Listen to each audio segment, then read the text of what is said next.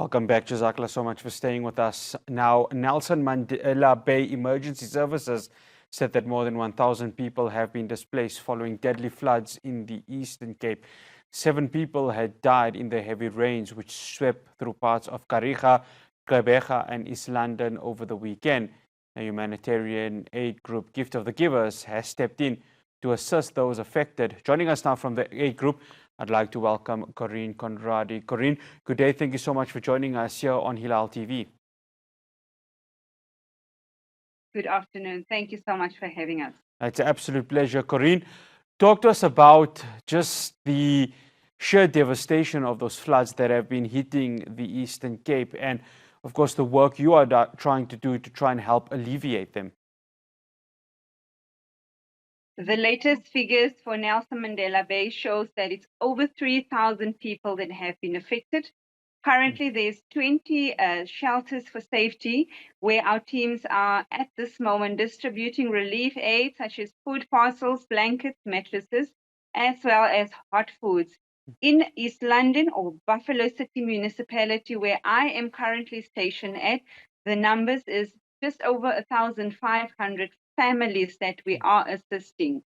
There has been shelters identified, but families fear to leave their shacks or their homes, although they are in a very poor condition and on the brink of collapse. Our teams this side have also distributed relief items, and these numbers are now changing as more families are affected. With yesterday's rain, we received 100% during the day, and we are still on a level 6 warning. Families are still busy evacuating and cleaning up their houses. Corene, in terms of accommodation for the families, talk to us about what is happening there and how Gift of the Givers are assisting these respective families. So at the community shelters in the Nelson Mandela Bay, they are packed, they are full, and our assistance there is hot meals. Of course, many of the families are left with nothing but the clothing on their bodies. So we're also assisting with blankets, mattresses, and warm clothing that is donated by TFG. In the Buffalo City Municipality, where people are a bit reluctant to stay at the community shelters, we gather them and we deliver the aid to them, and they then go back. A biggest issue at this moment is you're disabled, your chronically ill patients that is on medication. We are trying to push out about 2,000 hot meals today in Buffalo City Municipality, just so those people can take their medication. Yesterday, we have seen the devastating events while people were queuing up and drenched in rain. Many people, some had epileptic seizures because their medication have been washed away and they have not eaten. Also, our teams are headed to an old age home that was affected yesterday, and to this moment, their bedding, their blankets, their clothing are all soaking wet. They've actually asked us to donate heaters. If they don't get heat throughout the rooms, many of the people might be hot. Corene, are you still there? Corene, are you still there? Okay, it looks like we've just lost Corene Conradie, just giving us an update to what is happening in the Eastern Cape. Are you back, Corene? Corene, yes, please do go ahead and continue. So our teams are headed to the old age home at this moment. We had heaters donated by ShopRite. We are very grateful for their support, and also personal hygiene items. In terms of search and rescue, we are working very closely with the search and rescue units. We do know that 7 confirmed deceased, sadly, in the Nelson Mandela Bay. Fortunately, none has been reported for Buffalo City Municipality. However, a 13-year-old has been swept in the Nahoon Dam as of yesterday, and with the heavy downpours of rain, rescue workers were unable to retrieve the boy. This morning, search and rescue services have continued.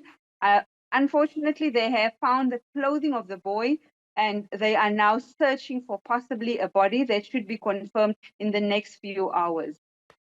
Corene, work with local governments obviously going to be important. So talk to us about your assistance with local government to try and make sure that somehow the pain and the suffering that the families are going through are somewhat alleviated? We do work very closely with the local municipalities, the local disaster management. Saturday evening, as of late, the executive mayor has called an emergency meeting, and we immediately put together a response team. We do understand that many of the departments do not have the relief aid immediately. Of course, our policy is in terms of when a disaster hits, people need to be assisted immediately because we're dealing with human lives and we're dealing with human dignity.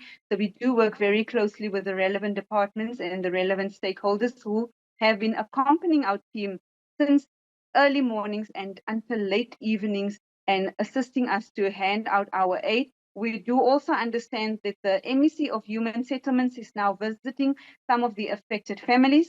We have been seeing these floods occur year after year, and we do hope that a permanent solution can come forward where these people are moved to a safer place, as many of them built on the riverbanks and the floodlines. Corene, thank you so much for joining us. All the best. You stay safe and continue the fantastic work that you do. Thank you so much. That's Corene Conradie from Gift of the Givers. They're, of course, assisting families in the Eastern Cape who are going through a very difficult time with massive floods occurring in that province. Our prayers and strengths to the affected families. That's all we have for you here from the interview part of news. We'll see you again, same time, same place tomorrow. Assalamu alaikum wa rahmatullahi wa barakatuh.